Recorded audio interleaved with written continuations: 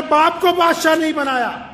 اکثر گھروں میں آپ جاؤ، لوگوں کا باپ پہلے مرتا ہے۔ باپ کے نافرمان ہیں، وہ دنیا میں کامیاب نہیں ہو سکتے۔ یہ جو اللہ نے باپ عطا کیا ہے، کئیوں کی سمجھ نہیں آئے گی کہ باپ ہوتا کیا ہے۔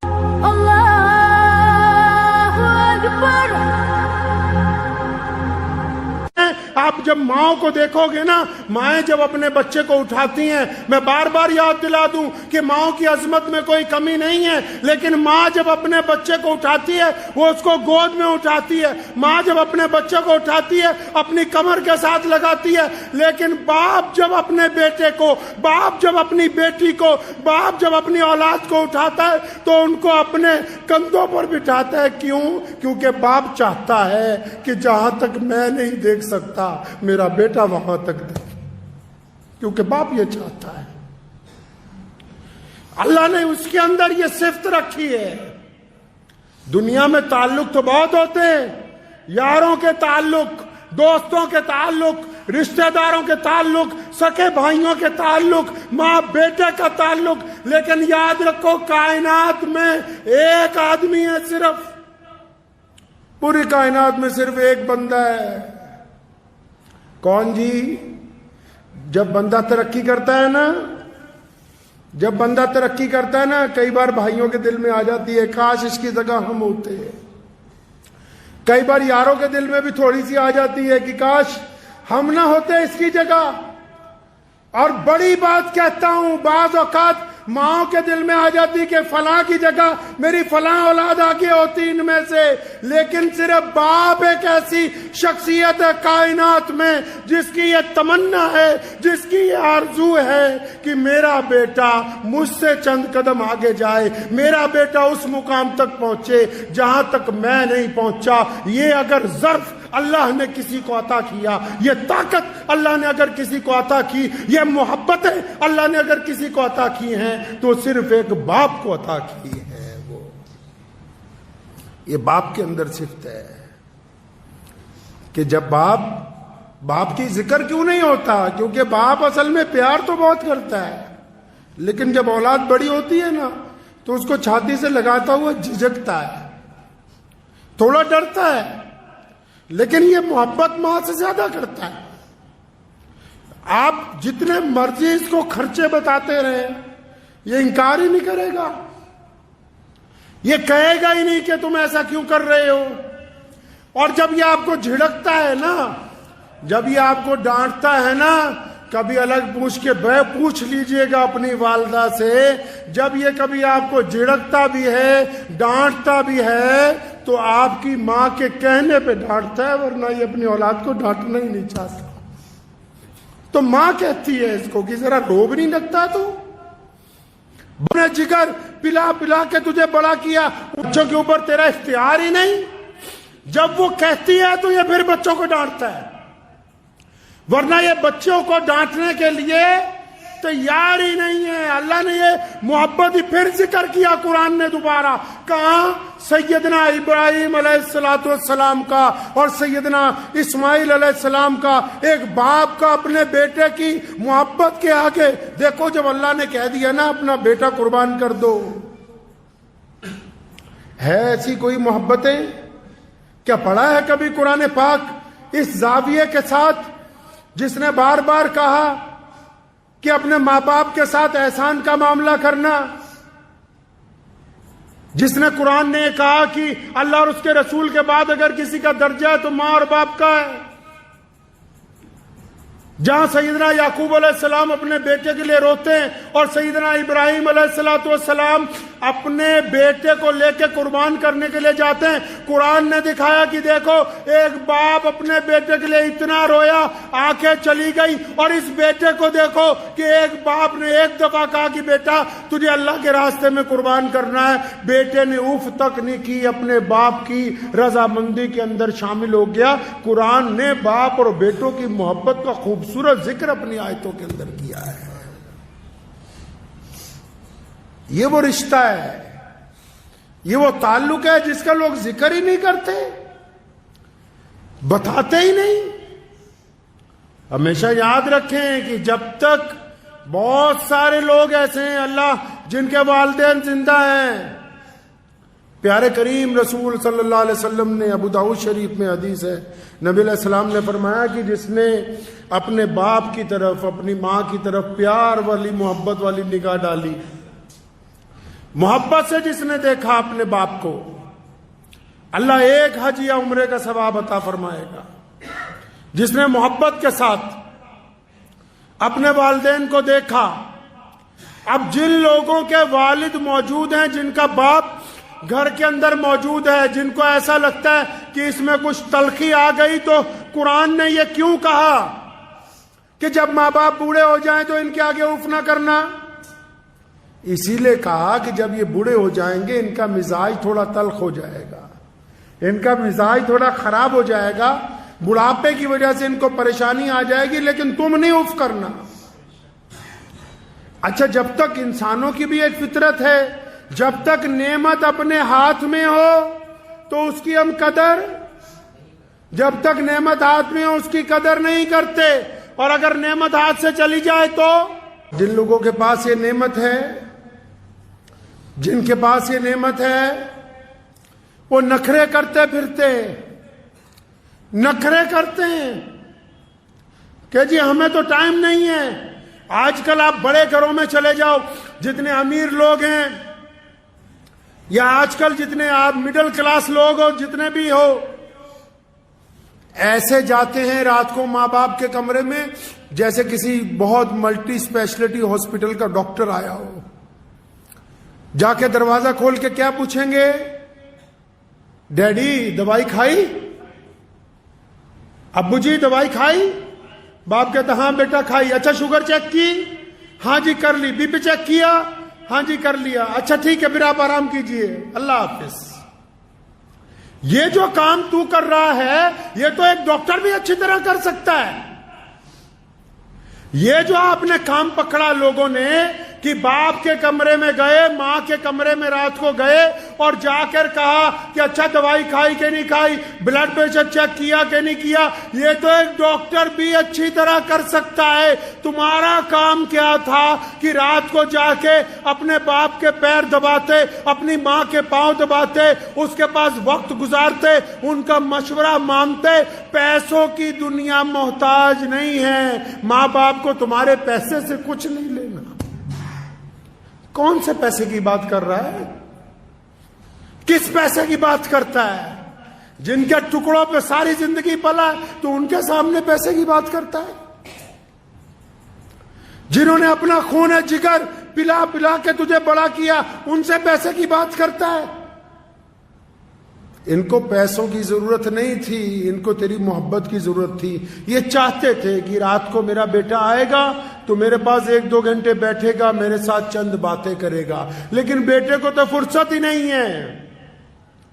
حضرت رومی رحمت اللہ علیہ نے ایک حکایت لکھی ہے، فرمایا ایک شخص کی شادی ہوئی، نوجوان بیوی نے کہا تیرا باپ سارا دن کھانستا ہے. یہ جو واقعہ ہے مولانا روم رحمت اللہ علیہ نے لکھا ہے. تو اپنے باپ کے کمرے میں گیا، کہنے لگا ابا جی تم بہت کھانستے ہو، میری بیوی کو پریشانی ہوتی، یہ کمبل لے لو اور باہر باڑے میں سو جایا کرو، وہاں تمہیں ٹھنڈ نہیں لگے گی اس کمبل کی وجہ سے. جب باپ اٹھنے لگا نا تو اس کا بیٹا آیا، مطلب پوتا آیا اس شخص کا، تو اس نے کمبل لے کے نا بیچ میں سے پھاڑ دیا. تو اس بندے نے اپنے بیٹے سے کہا کہ تم نے اپنے دادا کا کمبل کیوں پھاڑا؟ کہنے لگا ڈیڈی اس کمبل کو اس لیے پھاڑا ہے کہ کل کو جب تو بڈھا ہو جائے گا نا، کھانسے گا، تو تجھے بھی تو اس باڑے میں بھیجنا ہے، تو اس وقت دوسرا کمبل کہاں سے لاؤں گا، اس لیے آج آدھا کمبل تیرے لیے رکھ رہا ہوں. لکھ لو، نشان لگا لو ان لوگوں پہ جو ماں باپ کے نافرمان ہیں، وہ دنیا میں کامیاب نہیں ہو سکتے. اللہ تعالیٰ نے یہ پابندی لگائی نماز پڑھنے والوں کے لیے کہ اس سجدے سے پہلے ماں باپ کی رضامندی ضروری ہے. اگر یہ سجدہ باپ کی بغاوت کے ساتھ ادا کیا جا رہا ہے، جو شرعاً ناجائز ہو وہ بغاوت. اگر باپ کو گھر میں گالی دے کے آیا، تھپڑ مار کے آیا، باپ سے زیادتی کر کے آیا، بدماشی کر کے آیا، اور پھر آ کے مسجد میں کہا کہ میں تو متقی نمازی ہوں، یہ نمازیں منہ پر ماری جائیں گی. میرے کریم رسول کہیے صلی اللہ علیہ وسلم نے فرمایا اے بلال اگر تو تکبیر کہہ دیتا اور میری ماں زندہ ہوتی، فرمایا میری ماں حجرے میں سے مجھے آواز مارتی محمد، تو پھر میں نماز چھوڑ کے اپنی ماں کے پاس چلا جاتا۔ اللہ تعالیٰ نے وہ درجہ عطا فرمایا ہے، اس محبت کو اللہ نے وہ درجہ عطا فرمایا کہ جس کو باپ اللہ نے بنایا اس میں استقامت دی ہے، ہمت دی ہے۔ باپ کے بعد صرف ایک بندہ اور ملتا ہے جو صرف آپ کی کامیابی پر دل سے خوش ہوتا ہے۔ ایک تو باپ خوش ہوتا ہے دل کی گہرائیوں سے کہ میرا بیٹا میری جگہ پہنچ گیا، میرا بیٹا مجھ سے آگے پہنچ گیا، یا پھر دوسرا آپ کا استاد خوش ہوتا ہے، چاہے وہ استانی ہو یا استاد ہو۔ اگر کوئی بندہ ترقی کرتا ہے تو اس کو حسد نہیں ہوتا، وہ خوش ہوتا ہے کہ میرا پڑھایا ہوا بچہ جو ہے آج دنیا کے اندر کامیاب ہو گیا ہے۔ تو جو لوگ جن کو اللہ نے نعمت دی ہے نا، باپ جیسی نعمت جن کو ابھی اللہ نے دے رکھی ہے، ان کو قدر ہی نہیں۔ لوگ اکڑتے ہیں ماں باپ سے، بدتمیزیاں کرتے ہیں۔ امام غزالی رحمت اللہ علیہ نے لکھا ہے، فرمایا ایک دن رات کو نا میں تفسیر لکھ رہا تھا قرآن پاک کی، اور میرا چھوٹا بھائی جو ہے نا، ان کا جو چھوٹا بھائی تھا وہ بھی بہت اپنے دور کا پہنچا ہوا عالم تھا، لیکن بھائیوں میں کبھی اتنی زیادہ نہیں بنی۔ تو وہ جو چھوٹا بھائی ہے یہ ساری رات قرآن پاک کی تفسیر لکھتے رہے، وہ ساری رات اماں جی کے پاؤں دباتا رہا، ابو کے پاؤں دباتا رہا۔ تو اچانک ان کے دل میں خیال آیا، اپنے بھائی کو بلایا صبح فجر کی نماز میں، فرمایا وہ جو رات گزری ہے نا، میرے والا ثواب تو لے لے، اپنے والا مجھے دے دے۔ میرے والا میں ساری رات قرآن لکھتا رہا ہوں، یہ ثواب تم لے لو اور اپنے والا مجھے دے دو۔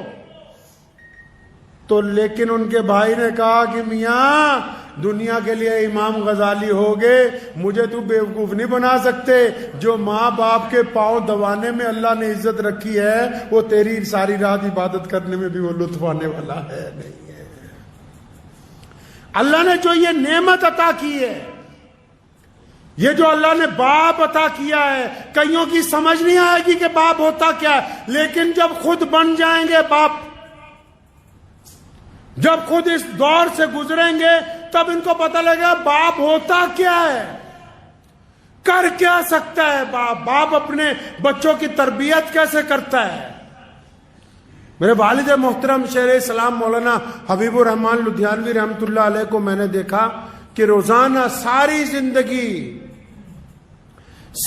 زندگی روزانہ جب تک روزانہ اپنے والد کے لیے روزانہ قرآن پڑھ کے صبح دوپہر شام مغفرت کی دعا نہیں کر لینی، اپنے باپ کو یاد نہیں کر لینا، تب تک چین نہیں آتا تھا۔ ایک بندہ جو اتنے بڑے مقام پر پہنچ گیا ہو، وہ اپنے باپ کو یاد کر رہا ہو، ہر بات میں اپنے والد کا ذکر، کیونکہ بندہ جب جس مقام پر پہنچتا ہے، اگر ہم اپنے آپ کو دیکھیں گے، اپنی تاریخ کو دیکھیں گے، اگر میرے جیسا انسان بھی اپنی تاریخ کو دیکھے گا، ہم اگر پیچھے کو جائیں گے، چند سال اور پیچھے چلے جائیں گے، تو ہم تو کسی قابل بھی نہیں ہیں۔ اگر آج جس مقام پر پہنچے ہیں وہ تو باپ کی دعاؤں کی وجہ سے پہنچے۔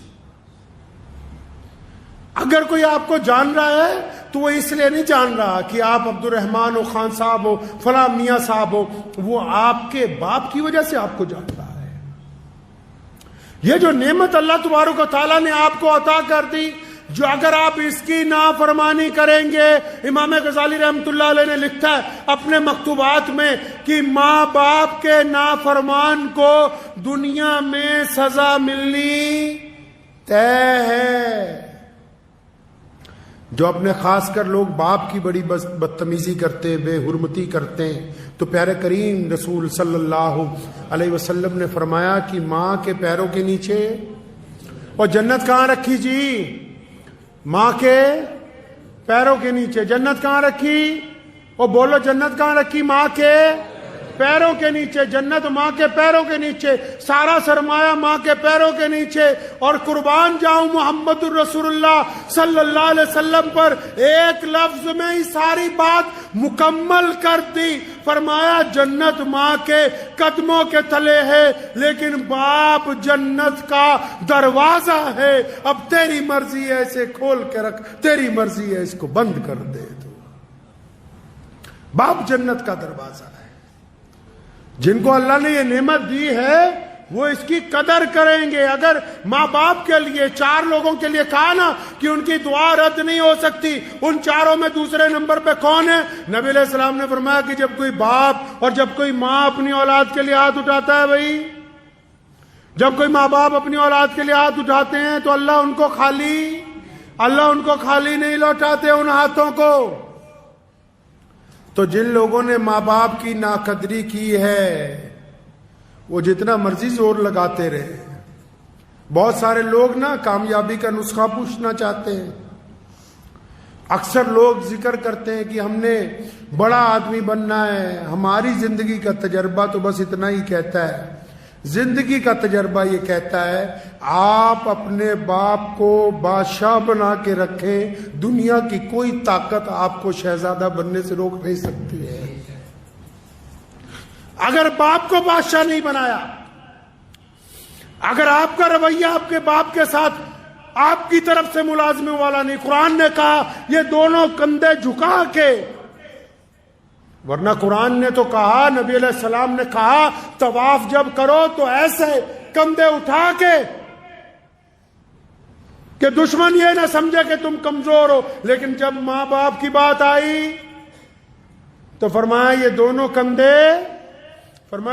کندھے جھکا کے اپنے ماں باپ کے سامنے بڑی عاجزی کے ساتھ، بڑی انکساری کے ساتھ ان کے ساتھ پیش آؤ، کیونکہ یہ ایک ایسی دولت ہے جس دن آپ کے ہاتھ سے چلی جائے گی آپ یاد کرو گے آپ کو ملے گی نہیں، ڈھونڈو گے ہی نہیں، بستی بستی ملنے کے نہیں نایاب ہیں، تلاش کرتے پھرو گے. کچھ باتیں ایسی ہوتی ہیں جو ایک بیٹا صرف اپنے باپ سے کر سکتا ہے. دل کی تختی پہ لکھ کے لے جائیے. کچھ باتیں ایسی ہوتی ہیں جو ایک بیٹا صرف اپنے باپ سے کر سکتا ہے، جو ایک بیٹی صرف اپنی ماں سے کر سکتی ہے. اور یہ بیٹا اور بیٹی اس وقت تک شہزادے شہزادی ہیں جب تک ان کے ماں باپ حیات ہیں. اور اگر یہ نہیں ہوں گے، یہ تمہیں خام خیالی میں ڈالتے ہیں دنیا والے کہ ماں باپ کو اولڈ ہوم پہ ڈالاؤ. جن کے ماں باپ اولڈ ہوم میں زندگی گزارتے ہیں ان سے بدقسمت بچے دنیا میں کوئی دوسرے نہیں ہیں. ان سے زیادہ بدقسمت بچے نہیں ہو سکتے دوسرے کوئی. جنہوں نے اپنے ماں باپ کو یتیم خانے کے اندر ڈال دیا ہو، ان سے زیادہ ہی بدقسمت کون ہو سکتا ہے؟ تو ان ماں باپ کے تو روزانہ اگر پیر دبائے جائیں، ماں باپ کی خدمت کی جائے، ماں باپ کے چہرے کو بار بار دیکھ لیا جائے. بہت سارے لوگ ایسے جن کو ابھی یہ بات سمجھ نہیں آئے گی، لیکن اگر ادھر باپ کی جان نکلی ادھر سارا کچھ سمجھ آ جائے گا تمہیں 1 منٹ میں کیا ہو گیا. یہ کئی یہ سمجھتے ہیں کہ نہیں ہمارے باپ کو عقل نہیں ہے، جس نے تمہیں پال پوس کے اتنا بڑا کر دیا اس کو اللہ نے تم سے کئی سو گنا زیادہ عقل دی ہے. ٹھیک ہے وہ اسکول میں نہیں پڑھا، ٹھیک ہے اس کو عربی نہیں آتی، ٹھیک ہے اس کو انگریزی بولنی نہیں آتی، مان لو اس کو حساب کرنا نہیں آتا، لیکن آنکھوں کی جو اندر ارادے ہیں، چہرے کے جو خد و خال ہیں، انسان کا جو مزاج ہے، آپ کی طبیعت کس وقت کیا چاہتی ہے، یہ ایک باپ سے زیادہ دنیا میں کوئی نہیں سمجھ سکتا. یہ بچہ بھوک کے لیے تڑپ کے آیا کہ پیسے مانگنے آیا، کہیں گھومنے کی اجازت مانگنے آیا کہ کسی سے نکاح کی اجازت لینے کے لیے آیا ہے، یہ غصے میں آیا ہے کہ محبت میں آیا ہے. تمہاری چال کو، تمہاری ڈھال کو اگر کوئی سمجھ سکتا ہے پہلی نگاہ کے اندر تو وہ صرف آپ کا باپ ہے، اس کے علاوہ یہ صفت ہے ہی کسی کے اندر نہیں ہے. تو جن کو اللہ نے یہ نعمت دے رکھی ہے میرے بھائی، اللہ نے جن حضرات کو یہ نعمت دی ہے کہ چاہے ماں باپ 80 سال کے ہو جائیں، 90 سال کے ہو جائیں، چاہے ماں باپ 100 سال کے ہو جائیں. میں نے اپنی دادی محترمہ رحمت اللہ علیہ کا ایک واقعہ مجھے یاد آتا ہے. میرے والد اللہ نے ان کو بڑی عزت عطا فرمائی, پوری دنیا میں جاتے تھے, ہزاروں لوگ ساتھ ہوتے تھے.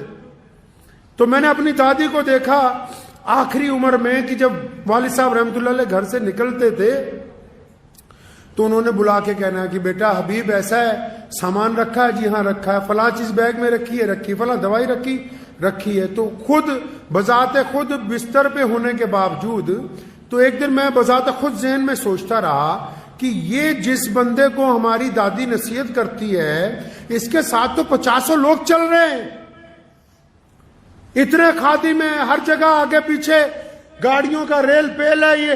یہ پھر ذہن نے یہ کہا کہ آپ یہ نہ دیکھیں کہ یہ نصیحت ہے, یہ ایک بہت بوڑھی ماں کے دل میں اپنی اولاد کے لیے محبت کا جذبہ ہے جو ہمیشہ جوان رہتا ہے, بڈھا نہیں ہوتا ہے. جو ماں باپ کی محبت ہوتی ہے نا جی, میاں بیوی کی محبت اولاد کے بعد آتی, بھائیوں کی محبت کاروبار کے بٹوارے کے بعد آتی, یار دوستوں کی محبت تعلیم کے بعد آتی. کائنات میں اگر کوئی محبت جو روح کا رشتہ, جو خون کا رشتہ, جو ہڈیوں کا رشتہ, جو جسم کے ساتھ اگر کوئی جڑا ہوا رشتہ ہے جو دن بدن عروج پر جاتا ہے دور ہونے کے باوجود, وہ صرف باپ کا, ماں کا رشتہ, اس کے علاوہ کوئی اور رشتہ ہے ہی نہیں ہے. تو میری ان سب نوجوانوں سے گزارش ہے, ان سب بھائیوں سے, بہنوں سے, بیٹیوں سے جن کے ماں باپ زندہ ہیں, اپنے ماں باپ کی قدر کر لو. یہ نعمت دوبارہ بازار میں نہیں ملنی, یہ والی نعمت نہیں ملنی. باقی سب کچھ مل جائے گا, تمہیں یار مل جائیں گے, دوست مل جائے گا, اولاد اور آ جائے گی. کون سی نعمت نہیں ملنی بھائی؟ ماں اور باپ والی نعمت نہیں ملنی. اور باپ کی صفت میں ایک اور تاریخی بات بتاتا چلوں آپ کو. آج آپ نے اکثر دنیا میں دیکھا ہوگا